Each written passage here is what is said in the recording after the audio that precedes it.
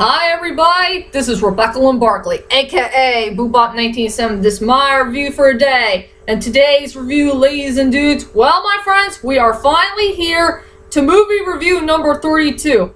I just want to let you know, as I'm sorry I made that mistake when I did my last video for my quick video part 18, I made a mistake about what movie review number that we're in right now, and I said movie review number 33. I'm sorry I made that mistake yesterday, but actually we are on movie review number 32. I just want to clear that up to all of you if you guys have or haven't seen my quick video part 18, and I just want to apologize to all of you that I didn't mean to make that mistake. So I promise I won't do that again. I promise to all of you. But anyway, ladies and dudes, let's head on to movie review number 32. And I'm sure that everybody has been waiting for this one to come. So here it is, ladies and dudes. My 30-second movie review is the Les Miserables, the 1998 version. And tell you the truth is, ladies and dudes, that Les Miserables did make it to my top 3 most favorite Les Miserables versions of all time. This one became my 3rd favorite. The 2010 anniversary of the Les Miserables became my 2nd favorite, and the 2012 version of this wonderful classic made it to 1st place. So yeah, this movie finally made it to my top 3 best Les Miserables versions. Since I haven't seen all the other versions of the Les Miserables yet, or I'll just stick to the top 3 favorites that I enjoyed the best.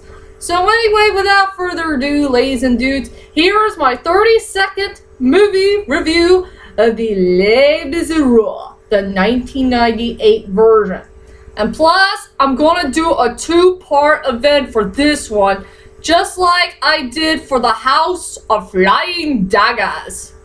So anyway, let's head on to the movie review.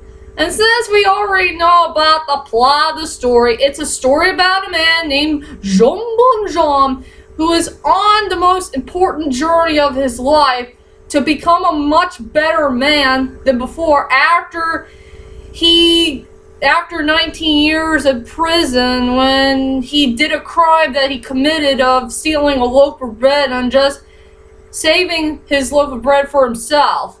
But I know in this story, all he did, he stole a loaf of bread for himself, and not from the book, when he was trying to save somebody for being hungered to death. So I don't mind that little change.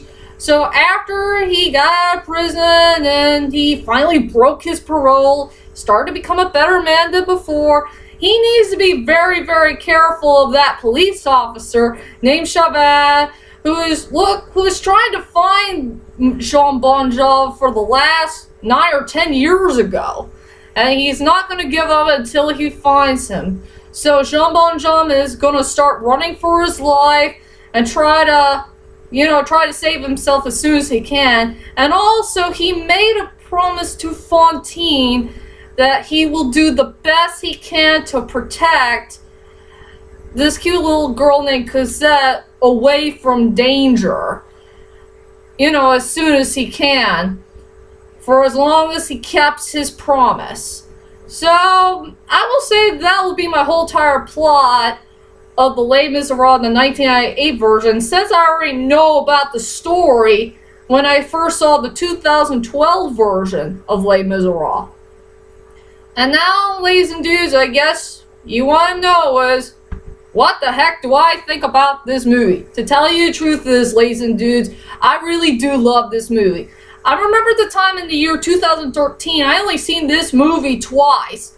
I saw this once from my old computer in the Windows XP, and I saw it again on TV when I went to see visit my grandmother for a little while. And I finally saw this movie for the 3rd time in a row when I just went to the mall, and I finally got it on DVD, so that's really good news. Yeah, third time is really a charm for me. I really do enjoy the storyline for the most part. The characters were likable.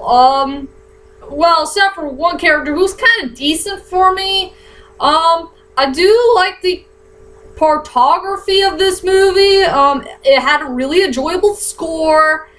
And what else? I do also love the costume designs. The costume designs look very, very nice. But I really like the costume designs the best that came from my main man, Liam Neeson. So, yeah, I will say this is a very nice version of this movie. So anyway, ladies and dudes, let's head on to the strongest points and the weakest points of the Les Miserables, the 1998 version. And to tell you the truth is, I only got 3 main ties for the strongest points and the weakest points of the Les Miserables, the 1998 version. But first things first, let's go on to the strongest points that I enjoyed in this movie. Only 3 things. One is the first half of the movie. Second is Jean Bon and Fantine's relationship. And what's the third one? I forgot about the third one. Come on. I know the third one, but it slipped in my mind. Well, while I'm thinking about the third part I like, let's go on to one of the best parts I love about... oh yeah, now I remember. It's the plot twist. There is an excellent plot twist I do love in this movie. So anyway, let's go on to the strongest points first. Okay, for my first strongest point it's definitely the first half of the movie. I will say the first half of the movie was pretty well done. I enjoy the first half of the movie. I love it from the beginning to the middle of it. It's all about Jean Bonhomm's journey. It's all about the journey between right and wrong, trying to challenge his life as trying to disguise himself as a mayor for some type of factory, and he's trying to learn to become a better man than before, and he needs to be very, very careful of Javert when he visits to some other areas in Paris, and so on and so forth. It's just an enjoyable first half to watch. I love this first half of the Les Miserables, the 1998 version.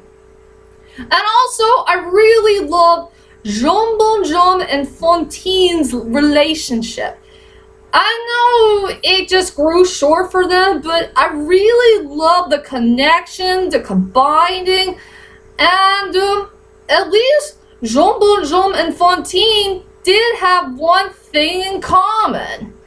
That they're not really good readers. They can't read. They don't... Well, I know that Jean Bonhomme is learning how to write. That's a good thing, but it's just that they can't read letters. They can't read a sentence from a letter to a book. And, you know, that's kind of understandable. I do like one part where they have something in common. And I do like the part where Jean Bonhomme and Fantine are trying to get to know each other. And somehow, in some ways, they're starting to fall in love. And that's kind of romantic for this story. I really do like this nice relationship between those two. But it's a frickin' shame that their relationship grew in a short period of time. And since Fantine is getting really, really sick, and she's having a big giant cough in her mouth. And for the third strongest point I really do enjoy this movie is definitely the plot twist.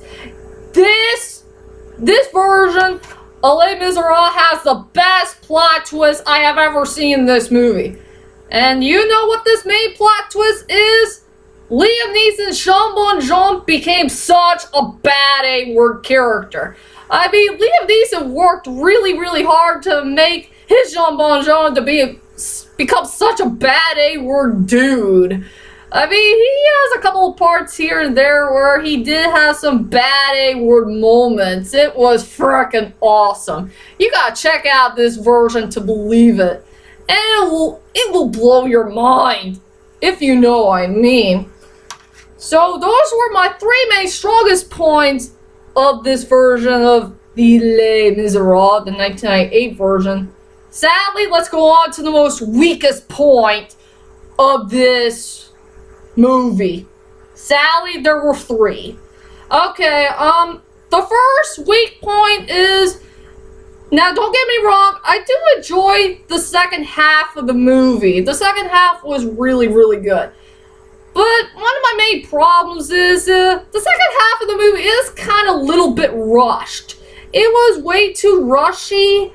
Well, just a few parts here and there. I think it's somewhere in the near end of the movie. There were a couple of rush moments where the part where the schoolboys are hanging on to battle and, you know, as they create their own barricade.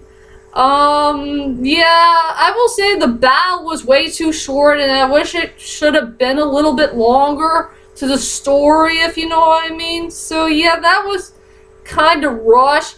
I don't mind the ending part. I don't want to spoil the ending for all of you. You guys see the ending for yourselves. I will say, yeah, the second half of the movie, it's pretty good, but it's a little bit rushed. The second part about this weak point is, there's no sign of Evanine anywhere. I really do like Evanine. She is one of the most important characters in the whole entire Les Miserables story, and we never seen her in the second half of the story.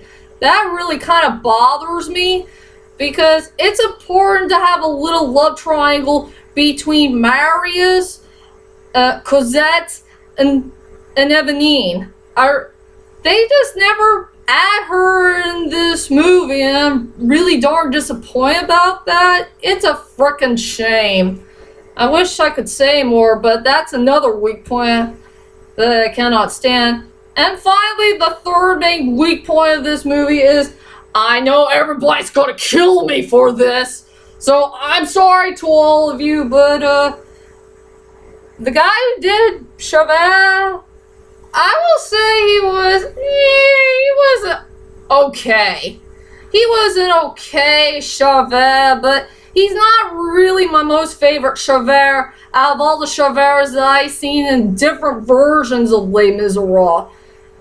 After all, this is the guy who was in the Pirates of the Caribbean saga.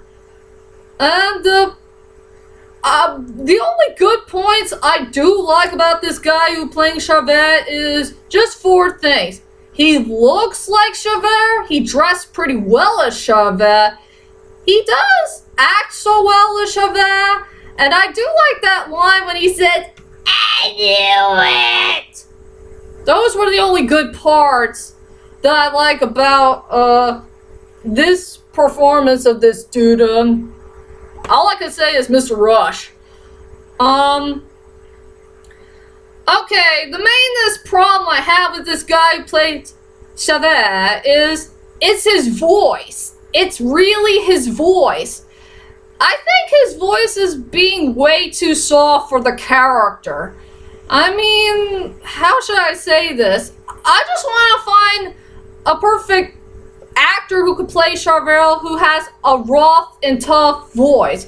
After all, I do enjoy Russell Crowe's performance as Javert in the 2012 version of Les Miserables, and that guy who did the 25th anniversary edition of Les Miserables. I rather prefer those two actors way better than this guy, because the only thing that those two guys have that the other one don't is Javert needs to have a rough and tough voice, but his voice needs to be very, very deep and wise.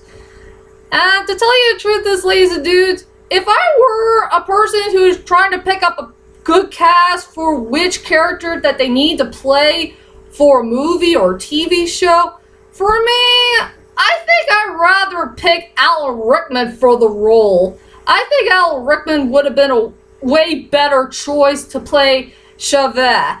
At least he's older, wiser, and he had a really nice rough and tough voice. And also, I want to see a good connection between him and Liam Neeson as both Jean Bonhomme and Javert. And after all, I just want to see Liam Neeson and Alan Rickman work together more to whatever movies they're. You get the idea. So yeah, my 3 main weak points is the guy who did Charvet was okay, but I just wish they should pick somebody else to have a rough and tough voice, if you know what I mean. And I just wish that Evan Neal was there more for the second half in the movie. And I wish they should find a way to tone down the movie for the second half of the film, if you know what I mean. So anyway, I'm going to take a break a couple of minutes, and I will tell you about my part 2 of my movie review. One for the 3 last characters of the film, and my final thoughts of this movie. So I'll be back in a couple of minutes.